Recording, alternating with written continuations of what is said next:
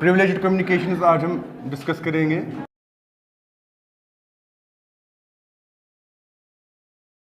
मैंने आपको कल कहा था प्रिविलेज्ड कम्युनिकेशन चूंकि हम डिस्कस कर रहे हैं, मैंने आपको कल कहा था कि कुछ मैटर्स ऐसे होते हैं जहां पे जो विटनेस होता है उससे बिल्कुल भी इस चीज़ की इजाज़त नहीं मिलेगी कि उसके वाइफ या हस्बैंड, अगर उन दो इंसानों के बीच में कोई कम्युनिकेशन हो तो उन्हें इजाज़त नहीं दी जाएगी कि उस कम्युनिकेशन को वो कोर्ट में डिस्क्लोज करें।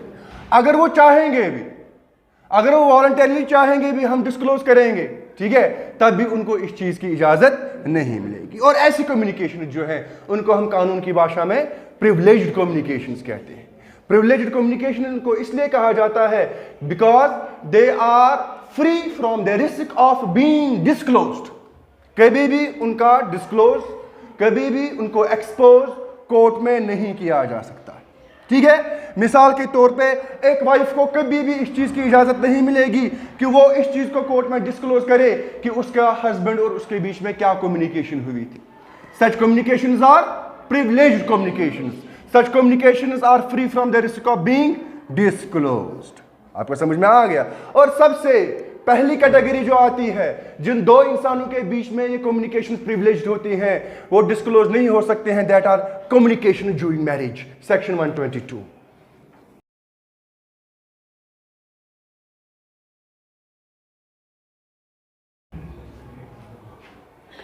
सेक्शन 122 कहता है कि किसी भी इंसान को कंपेल नहीं किया जा सकता है कि उसके बीच में और दूसरे इंसान के बीच में जो कम्युनिकेशन हुई है, अगर वो कम्युनिकेशन ड्यूरिंग मैरिज हुई हो। कब हुई हो? ड्यूरिंग मैरिज, या तो ड्यूरिंग मैरिज हुई होनी चाहिए। अब ये दो पार्टी जो हैं उनके बीच में शादी हुई है या शादी हो चुकी होगी। आपको समझ में आ गया। No person who is or has been married. What do you mean by who is or has been married? अगर दो इंसानों के बीच में डिवोर्स भी हुआ हो और जो कम्युनिकेशन हस्बैंड और वाइफ के बीच में ड्यूरिंग मैरिज हुई हो, ड्यूरिंग द यूनियन हुई हो, that is protected, that is protected from being disclosed.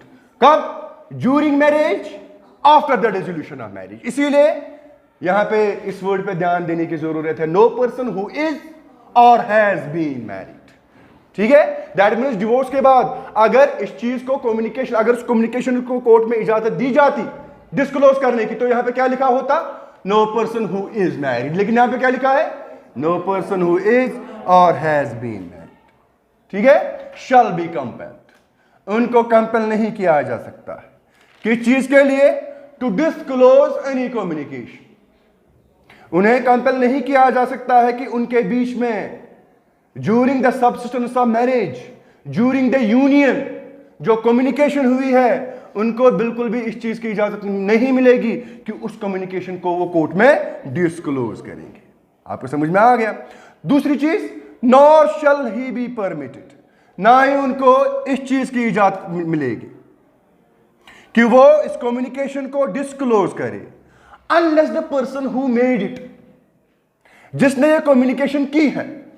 मिसाल के तौर पर अगर दो इंसानों के बीच में कम्युनिकेशन हस्बैंड ने की है, बात कोई हस्बैंड ने की है, अगर वो इस चीज की इजाजत देगा, यहां पे एक्सेप्शन है। एक्सेप्शन क्या है? Unless the person who made it, जिसने ये स्टेटमेंट दिया, जिसने कम्युनिकेशन की, unless the person who made it consents, अगर वो कंसेंट देगा। What is this? This is an exception. आपको समझ में आ गया। In suits between married person, in suits between married person, that means in suits between married person का मतलब होता है कि अगर केस इन्हीं दो के बीच में, अगर सूट जो है कोर्ट में जो सूट चल रहा है वो किनके बीच में है? पार्टीज कौन है? हस्बैंड एंड वाइफ, ठीक है। वहां पे ऐसा हो सकता है कि वो एक दूसरे के खिलाफ कम्युनिकेशन जो उनके बीच में हुई है उसको वो कोर्ट में डिस्क्लोज कर सकते हैं, बशर्ते कि अगर केस उन दो के ही बीच में हो। आपको समझ में आ गया। और प्रोसीडिंग्स, उन प्रोसीडिंग्स में, क्योंकि यहां पे दो अलग अलग चीजें हैं, suit and proceedings. Suit civil case अगर होगा हस्बैंड और वाइफ के बीच में, प्रोसीडिंग्स अगर क्रिमिनल केस होगा। आपको समझ में आ गया? मिसाल के तौर पे अगर हस्बैंड ने अपनी बीवी पे अडल्ट्री का इल्जाम लगाया, अगर बीवी ने अडल्ट्री की भी है, तो ये यहाँ पे इंजर्ड पार्टी कौन है? Who is the injured party here? Husband. आपको समझ में आ गया?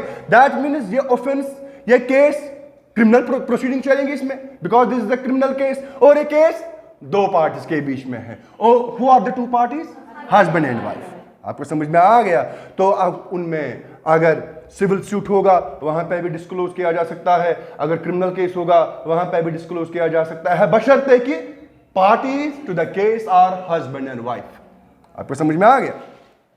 दैट मीन्स सेक्शन 122 जो है ये उन कम्युनिकेशंस को प्रिवेंट करता है जो एक मर्द और उसकी बीवी के बीच में हो। आपको समझ में आ गया? Section 122 prevents communications between a man and his wife from being disclosed। ऐसा क्यों?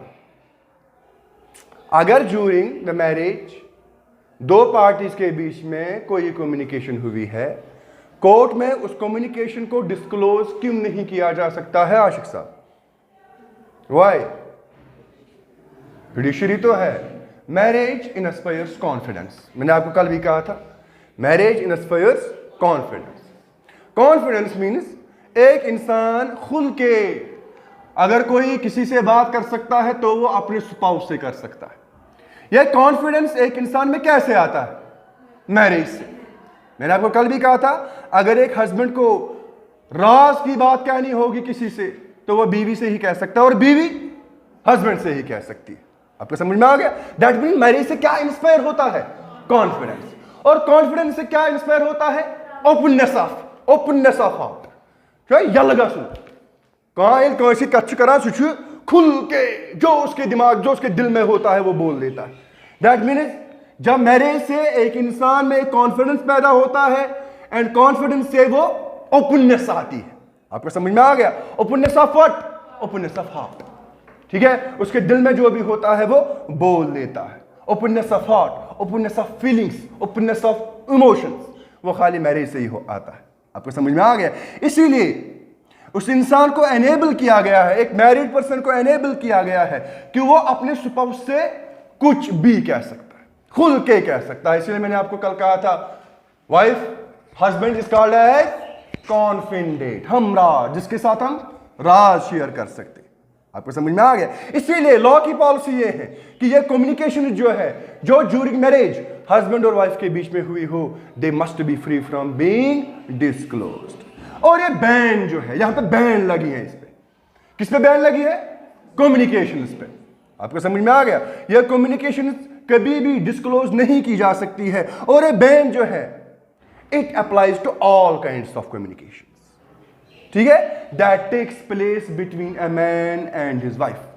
किसी भी किस्म की कम्युनिकेशन अगर क्यों ना हो, उस पर लॉ ने एक बैन इंपोज की है कि उस कम्युनिकेशन को कोर्ट में डिस्क्लोज नहीं किया जा सकता।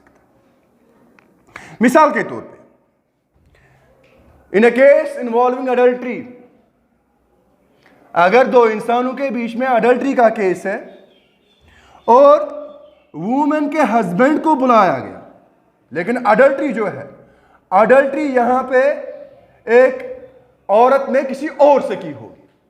अडल्ट्री अपने हस्बैंड से नहीं की जा सकती। आपको समझ में आ गया? अपने हस्बैंड से लॉफुल सेक्सुअल इंटरकोर्स किया जाता है, लॉफुल कोहैबिटेशन की जाती है। आपको समझ में आ गया? और इस केस में इस औरत के हस्बैंड को कोर्ट में बुलाया गया एज ए विटनेस और उसे कहा गया है, उससे पूछा गया कि आपकी इस बारे में अपनी बीवी से कोई कन्वर्सेशन हुई? ये वकील ने सवाल डाला। क्या आप पे जो अडल्ट्री का केस है, क्या इस अडल्ट्री के केस के मुतालिक आप में और आपके हस्बैंड में कम्युनिकेशन हुई? आपको समझ में आ गया? तो कोर्ट ने इस कम्युनिकेशन को प्रिवेंट किया। कोर्ट ने उसे कहा कि आप ऐसे सवालात नहीं पूछ सकते हो, बिकॉज यहां पे जो मसला है वो मसला किसके रिलेटेड है? कम्युनिकेशन के रिलेटेड। और कम्युनिकेशन किनके बीच में? हस्बैंड और वाइफ के बीच में। आपको समझ में आ गया? इसीलिए कोर्ट ने इस कन्वर्सेशन को डिस्क्लोज करने से रोका, डिस्क्लोज करने से प्रिवेंट किया। आपको समझ में आ गया? दैट मीन्स ये कम्युनिकेशन जो है, मैंने अभी आपको कहा marriage inspires confidence and this communication should remain stamped with the seal of confidence. आपको समझ में आ गया? इसीलिए कहा जाता है कि अगर दो पार्टीज के बीच में डिवोर्स भी हुआ हो, मैरिज डिसॉल्व भी हुआ हो, और डिसोल्यूशन से पहले जब उनके बीच में लॉफुल यूनियन था, दे वर लॉफुली हस्बैंड एंड वाइफ, उनके बीच में उस वक्त जो कम्युनिकेशन हुई हो, even after the dissolution of marriage, उनको डिस्क्लोज नहीं किया जा सकता है, डिसोल्यूशन के बाद भी।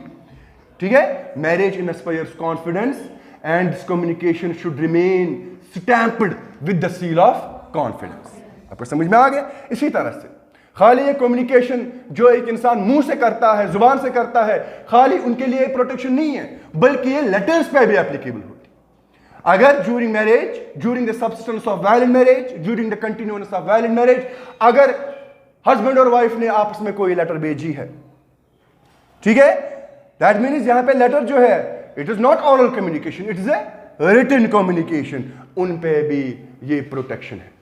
ठीक है? उनको भी कोर्ट में एक्सपोज, उनको भी कोर्ट में डिस्क्लोज नहीं किया जा सकता है, because this is also a communication, although it is not a verbal communication, this is a written communication. आपको समझ में आ गया? Ram Bharose versus state of UP, इस केस में एक्यूज्ड जो था, उसका के कोर्ट में ट्रायल चल रहा था कि उसने अपने पड़ोसी का कत्ल किया। एक्यूज्ड पे इल्जाम था, किस चीज का? For murdering his neighbour. और कोर्ट ने उसकी बीवी को बुलाया। अब उसकी बीवी ने कोर्ट में स्टेटमेंट दिया कि उसके हस्बैंड ने मुझे कहा, मेरे हस्बैंड ने मुझे कहा कि वो मेरे लिए जेवरात लाएगा, ऑर्नामेंट्स लाएगा, ज्वेलरी लाएगा। ठीक है? उसने मुझे कहा था ऐसा। क्या कहा था? तो खुश कान खतरान बस सुन। ठीक है? उसके बाद उसकी बीवी ने उसे कहा कि आप इतनी सवेरे कहां जा रहे हो? एक दिन वो घर से सवेरे निकला, अर्ली इन द मॉर्निंग, और उसकी बीवी ने उसे पूछा, where are you going so early in the morning? उसने जवाब में कहा कि वो उस बीच वाले मकान में जा रहा है। I am going to the middle house, बिल्कुल उसी हाउस में जहां पे लाश मिली।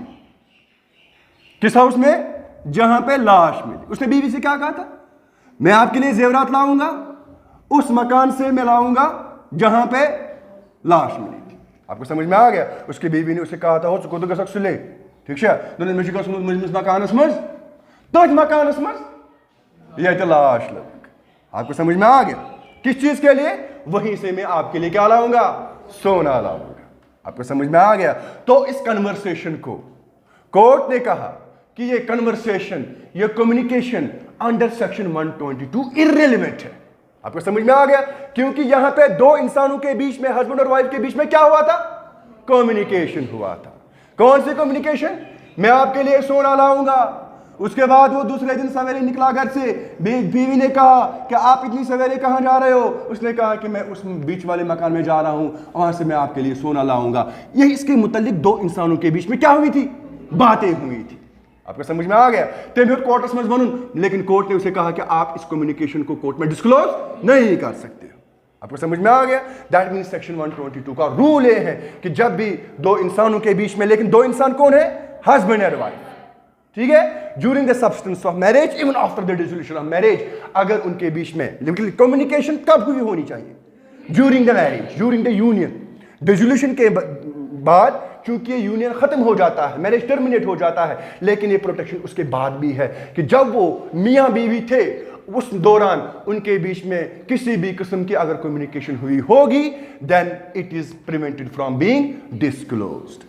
ठीक है? लेकिन कुछ सिचुएशंस ऐसी होती हैं जहां पे ये प्रोटेक्शन अवेलेबल नहीं है। 3 सिचुएशंस हैं जहां पे अगर दो इंसानों के बीच में, और दो इंसान आपस में हस्बैंड एंड वाइफ भी होंगे, लेकिन 3 सिचुएशंस में उनको ये प्रोटेक्शन हासिल नहीं है। Protection when not available. अब ये प्रोटेक्शन अवेलेबल कब होती है?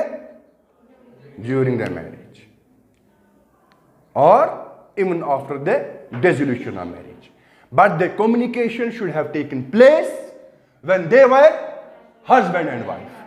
ठीक है? सबसे पहली एक्सेप्शन जो है, that is acts apart from communication. Acts apart from communication. Ramji, यही सवाल मैंने कल पूछा था हिना से। ठीक है, यहां पे जो वर्ड है that is act, act, conduct, communication नहीं। कम्युनिकेशन को छोड़ के जब एक इंसान एक्ट करता है, आपको समझ में आ गया, अगर उसकी गवाही दूसरा स्पाउस कोर्ट में देगा, वहां पे प्रोटेक्शन अवेलेबल नहीं है, क्योंकि यहां पे दो इंसानों के बीच में कम्युनिकेशन नहीं होती है बल्कि एक्ट होता है। आपको समझ में आ गया?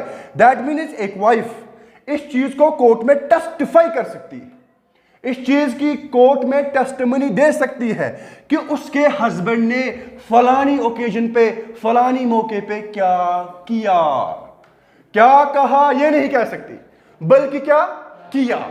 ठीक है, this is act, this is conduct. आपको समझ में आ गया? A wife can testify as to what her husband did on a certain occasion, though not as to what he said to her. जो लीडिंग केस है इसमें भी मैंने आपको बताया, that is Ram Bharose versus state of UP. Ram Bharose versus state of UP, जब तक आप जिंदा हो तब तक आपको ये केस याद होना चाहिए। This is the best authority, the best authority is the decision of supreme court in Ram Bharose versus state of UP. दूसरी एक्सेप्शन जो है that is evidence by third person, evidence by third person. अगर husband और wife के बीच में कोई communication हो लेकिन in the presence of third person, third person वहीं पे होगा, उसकी प्रेजेंस में, उसकी मौजूदगी में हस्बैंड और वाइफ ने आपस में कोई कम्युनिकेशन की है, या वो थर्ड पर्सन जो है उसने हस्बैंड और वाइफ की कम्युनिकेशन को ओवरहियर किया। क्या किया है? ओवरहियर। ओवरहियर वो कैजुअली वो वहां पे था या वहां से चल रहा था, उसके कान में बात गई उनकी, वो क्या आपस में कन्वर्सेशन कर रहे थे। ठीक है, और वो थर्ड पर्सन जो है वो उस चीज की टेस्टिमनी दे सकता, वो टेस्टिफाई कर सकता है, ठीक है, कि हस्बैंड और वाइफ के बीच में क्या कम्युनिकेशन हुई। ठीक है, क्योंकि हस्बैंड और वाइफ नहीं कर सकते लेकिन थर्ड पर्सन कर सकता है। ठीक है, communications between husband and wife taking place in the presence of third person or when overheard by the third person can testify the communications which took place between husband and wife. ठीक है, क्योंकि ये privilege जो है, privilege किनके लिए है? Parties के लिए। ठीक है, the privilege is that of the parties to the marriage and not of the others. Queen empress versus Donoff, evidence by third person में।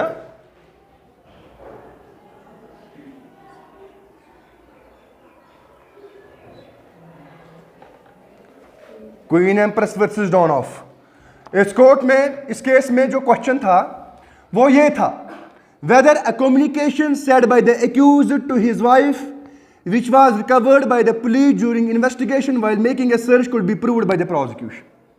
इस केस में क्वेश्चन ये था कि जो कम्युनिकेशन एक्यूज्ड ने सेंड की थी अपनी बीवी को, दैट मीन सेंड की थी, यह सेंड कैसे किया जा सकता है? लेटर के जरिए या रिटन फॉर्म के जरिए। आपको समझ में आ गया? अब वो कम्युनिकेशन जो लेटर के थ्रू हुई थी, जो एक्यूज्ड ने अपनी बीवी को भेजी थी, जो कम्युनिकेशन वो पुलिस को मिली ड्यूरिंग इन्वेस्टिगेशन। आपको समझ में आ गया? अब सवाल पैदा होता है, क्या प्रोसिक्यूशन उस कम्युनिकेशन को कोर्ट में प्रूव कर सकता है कि नहीं कर सकता? आपको समझ में आ गया? क्योंकि ये कम्युनिकेशन जो है वो किस फॉर्म में है? किस फॉर्म में है? रिटन फॉर्म में है। Even if it is in written form, still it is the communication. अभी मैंने आपको कहा कम्युनिकेशन कैसे की जा सकती है, या तो ऑरली की जा सकती है या तो रिटन फॉर्म में की जा सकती है। ठीक है, कोर्ट ने हेल्ड किया that it could be relied upon by the prosecution as the wife was not being examined in the case and was neither compelled to disclose nor being permitted to do so.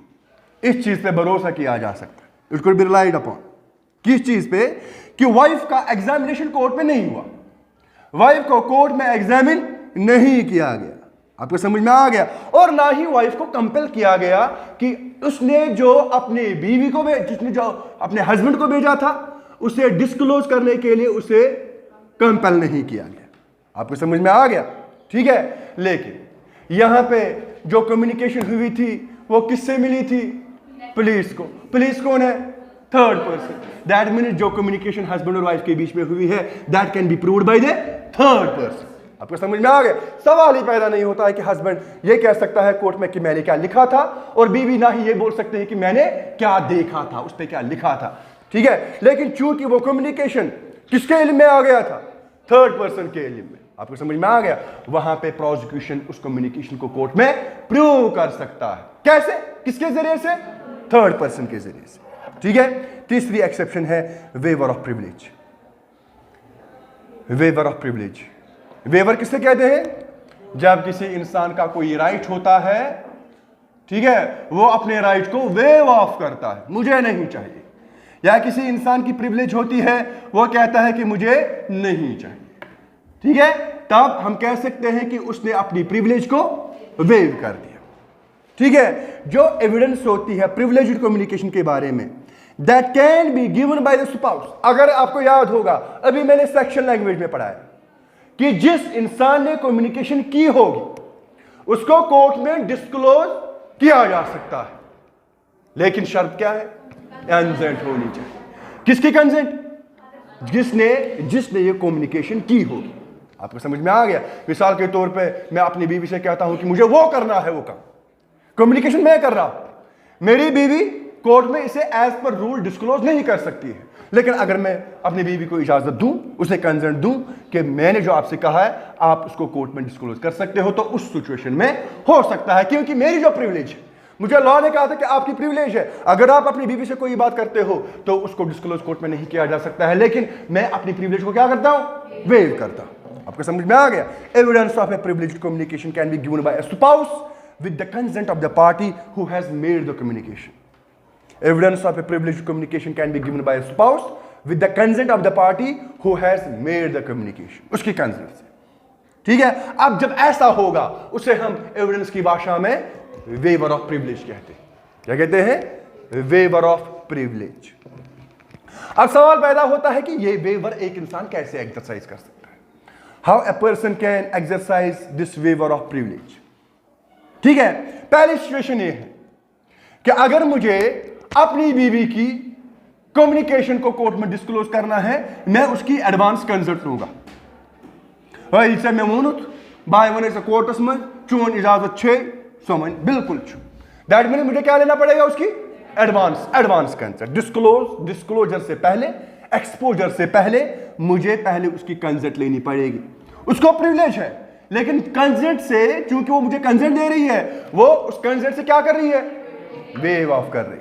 ठीक है, waiver में take place by reason of an advance consent to the disclosure. ठीक है, दूसरी situation है कि एक party को कटघरे में बुलाया गया एज ए विटनेस। ठीक है, कटघरा, अगर दो पार्टीज में से एक पार्टी विटनेस बॉक्स में आ गया, कटघरे में आ गया और उसने स्टार्ट किया इस कम्युनिकेशन को डिस्क्लोज करना, दूसरी पार्टी जो है वो रीजनेबल टाइम में ऑब्जेक्ट नहीं करता है या करती है। अगर उसने रीजनेबल टाइम में उस कम्युनिकेशन को ऑब्जेक्ट नहीं किया, उसे क्या करना चाहिए था? अगर मैं अपनी बीवी की कम्युनिकेशन को, जो मेरी उसके साथ हुई है, अगर मैं स्टार्ट होता हूं कोर्ट में, जैसा मेरी बीवी ने मुझे ऐसा कहा, ऐसा कहा, ऐसा कहा, मेरी बीवी को क्या करना है? ऑब्जेक्ट करना है। आपको समझ में आ गया? जैसा this communication is free from the being of from the risk of being disclosed. My husband cannot disclose this communication. That means he has to object, and he has to object within reasonable time, reasonable period. अब अगर उसने reasonable period में उसको object किया ही नहीं, एतराज किया ही नहीं, इससे क्या मुराद है? इससे हम क्या समझते हैं कि उसने अपनी प्रिविलेज को वेव ऑफ कर दिया। ठीक है, this is third exception. Fourth exception is crimes और सूट्स बिटवीन मैरिड पर्सन्स। फिर से आप सेक्शन लैंग्वेज पे ध्यान दीजिए, मैंने अभी आपको कहा crimes or suits between married persons. This is the last words of section 122, और जो last words of section 122 है वो उस exception को recognize करते हैं और कहते हैं कि जो भी communications, हर उस communication को disclose किया जा सकता है। अगर कोई suit होगा किनके बीच में? married persons के बीच में, या proceedings होगी। आपको समझ में आ गया? जिन प्रोसीडिंग्स में एक मैरिड पर्सन को प्रोसिक्यूट किया गया है किसी ऑफेंस के लिए, जो ऑफेंस उसने अपने दूसरे स्पाउस के खिलाफ किया। आपको समझ में आ गया? मिसाल के तौर पर अडल्ट्री, मिसाल के तौर पर थेफ्ट, मिसाल के तौर पर क्रिवलिटी। आपको समझ में आ गया? These are all offences are against the marriage. आपको समझ में आ गया? जनान सोन ज्यादा पहन मान दुदमुत, ठीक है, खानदार वार वार वार वार वार जान जान वार्डरोबस में कुंडस कुंज न्यूनस के सोने वापस चूर करना सके ना। That means who is the injured party here? Wife, ठीक है। दैट मीन्स यहां पे थेफ्ट का case. What is theft? Theft is a criminal case, ठीक है। अब एक क्रिमिनल केस जो है यहां पे किन के बीच में है?